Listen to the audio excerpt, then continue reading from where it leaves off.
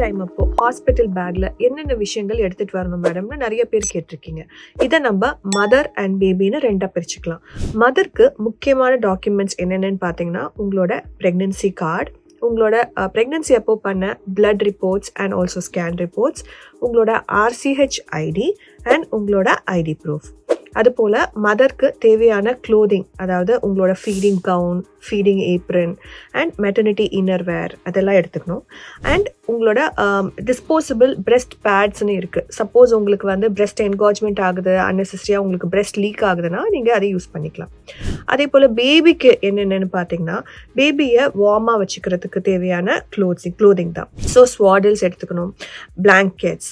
And பேபிக்கு இனிஷியலாக நீங்கள் rompers R jump shoots try பண்ணுங்கள். ஏன்னா அது வந்து கம்ப்ளீட்டாக பேபியை கவர் பண்ணும்போது பேபியை இன்னும் கம்ஃபர்டபுளாக வார்மாக வச்சுக்கணும். அதை தவிர மிட்டன்ஸ், பூட்டீஸ் எடுத்துக்கோங்க.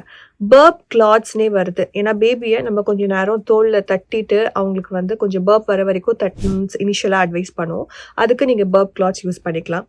அண்ட் பேபிக்கு தேவையான டயப்பர்ஸ் அண்ட் வைப்ஸ் இதெல்லாம் விடுங்க. ஒரு அக்யூட் எமர்ஜென்சி இருக்குது, நீங்கள் இம்மீடியட்டாக ஹாஸ்பிட்டல் வரணுங்கிற சுச்சுவேஷன் இருக்குன்னா நீங்கள் எதையும் பற்றி கவலைப்பட வேணாம். பேக் பேக் பண்ணலேன்ட்டு உங்களோட ப்ரெக்னென்சி கார்டு அண்ட் உங்களோட ஐடி ப்ரூஃப் இருந்தாலே போதும் டாக்டர் இனிஷியலாக அட்டென்ட் பண்ணி இம்மீடியட் மெடிக்கல் அட்வைஸ் கொடுக்கறதுக்கு.